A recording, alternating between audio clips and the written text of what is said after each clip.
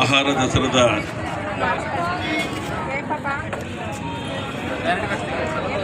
ಒಂದು ಉದ್ಘಾಟನಾ ಕಾರ್ಯಕ್ರಮದಲ್ಲಿ ಪಾಲ್ಗೊಂಡಿರುವಂತಹ ಆರೋಗ್ಯ ಇಲಾಖೆಯ ಎಲ್ಲ ಅಧಿಕಾರಿಗಳು ಮಿತ್ರರೇ, ಪೂಜ್ಯ ಮಹಾಪೌರರಾದಂತಹ ಶಿವಕುಮಾರ್ ಅವರೇ,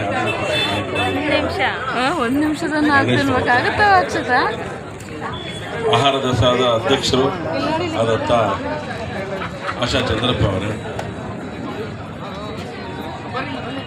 ಆರತಿ ಅಮ್ಮ ಪ್ರಕಾಶ್ ಅವರೇ, ಪ್ರಭಾಕರ್ ಅವರೇ, ಯಮುನಾ ರಂಗೇಗೌಡ್ರೆ, ಭಾನುಮತಿಯವರೇ, ಸುನೀತಾ ಅಣ್ಣಪ್ಪನವರೇ, ನಿಮ್ಮೆಲ್ಲರ ಪರವಾಗಿ ಸ್ವಾಗತವನ್ನು ಬಯಸ್ತೇನೆ. ಈ ಕಾರ್ಯಕ್ರಮದಲ್ಲಿ ಪಾಲ್ಗೊಂಡಿರುವಂಥ ಎಲ್ಲ ಆಹಾರ ಪ್ರಿಯರೇ, ಯಾಕೆಂದರೆ ಆಹಾರ ಇಷ್ಟಪಟ್ಟರೆ ಮಾತ್ರ ತಿನ್ನಕ್ಕೆ ಸಾಧ್ಯ, ಇಷ್ಟಪಡದಿದ್ರೆ ತಿನ್ನಕ್ಕಾಗಲ್ಲ ಅಲ್ವಾ?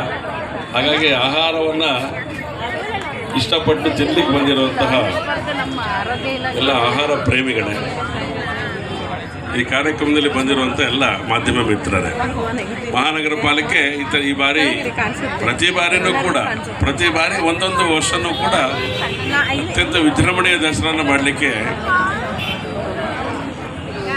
ಕಾರ್ಯಕ್ರಮಗಳನ್ನು ರೂಪಿಸುತ್ತೆ. ಈ ಬಾರಿ ಆಹಾರ ದಸರಾದಲ್ಲಿ ಕೊಟ್ಟೆ ಕಡುಬು ಮತ್ತು ಪಚ್ಚಬಾಳೆ ಹಣ್ಣು ತಿನ್ನುವಂಥ ಕಾರ್ಯಕ್ರಮನ ಯೋಚನೆ ಮಾಡಿದೆ. ಕೊಟ್ಟೆ ಕಡುಬು ಅವರೆಕಾಳು ಸಾರು ಹೆಂಗಿದೆ ನೋಡಿ ಕಾಂಬಿನೇಷನ್.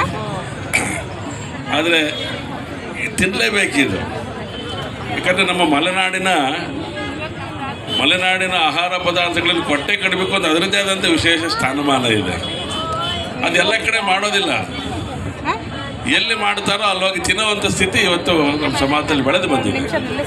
ಹಾಗಾಗಿ ಕೊಟ್ಟೆ ಕಡುಬು, ಕಡಲೆಕಾಳು ಸಾಂಬಾರು, ಹಾಗೆಯೇ ಒಳ್ಳೆ ಪಚ್ಚಬಾಳೆ ಹಣ್ಣು. ಯಾಕಂದರೆ ಕೊಟ್ಟೆ ಕಡುಬು ತಿಂದ ಮೇಲೆ ಅದು ಜೀರ್ಣ ಆಗಬೇಕು ಅಂದರೆ ಬಾಳೆಹಣ್ಣು ತಿನ್ನಲೇಬೇಕಾಗತ್ತೆ. ಹಾಗೆಯೇ ಆರೋಗ್ಯ ಸಿಬ್ಬಂದಿಗೋಸ್ಕರ ಈ ಒಂದು ಯೋಚನೆಯನ್ನು ನಾವು ಮಾಡಿದ್ದೇವೆ. ಒಬ್ಬೊಬ್ಬರಿಗೆ ಒಂದೊಂದು ಥರದ ಕಾರ್ಯಕ್ರಮಗಳನ್ನು ಆಯೋಜನೆ ಮಾಡಿದೆ. ಹಾಗಾಗಿ ಇವತ್ತಿನ ಈ ಕಾರ್ಯಕ್ರಮ ಅತ್ಯಂತ ಯಶಸ್ವಿಯಾಗಿ ಆಗಲಿ ಅಂಥೇಳಿ ಚಾಮುಂಡೇಶ್ವರಲ್ಲಿ ಪ್ರಾರ್ಥನೆಯನ್ನು ಮಾಡ್ತಾ, ನಾವೆಲ್ಲೂ ಕೂಡ ಆಹಾರವನ್ನು ಉಪಯೋಗಿಸಿ, ಒಳ್ಳೆಯ ಆಹಾರವನ್ನು ಉಪಯೋಗಿಸಿ ಆರೋಗ್ಯವಂತರಾಗಿರಬೇಕು ಅನ್ನೋಂಥ ಕಾರಣಕ್ಕೋಸ್ಕರ ಈ ರೀತಿಯ ಇವತ್ತು ನಿಮಗೆ ಕೊಟ್ಟಿರೋದು ಎಣ್ಣೆ ಪದಾರ್ಥ ಅಲ್ಲ, ಕೊಟ್ಟಿರುವಂಥದ್ದು ಬೇಯಿಸಿರುವಂಥ ಒಂದು ಪದಾರ್ಥಗಳು. ಬೇಯಿಸಿರುವಂಥ ಪದಾರ್ಥ ಆರೋಗ್ಯಕ್ಕೆ ಯಾವತ್ತೂ ಕೂಡ ಒಳ್ಳೆಯದು ಅನ್ನೋಂಥ ಹಿನ್ನೆಲೆಯಲ್ಲಿ ಈ ಕಾರ್ಯಕ್ರಮಗಳನ್ನು ಆಯೋಜನೆ ಮಾಡಿದೆ.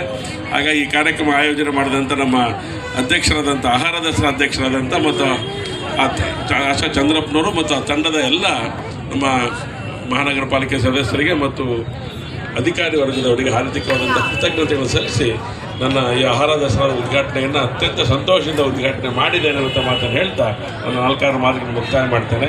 ನಮಸ್ಕಾರ. ಭಾರತ್ ಮಾತಾ ಕಿ ಜೈ.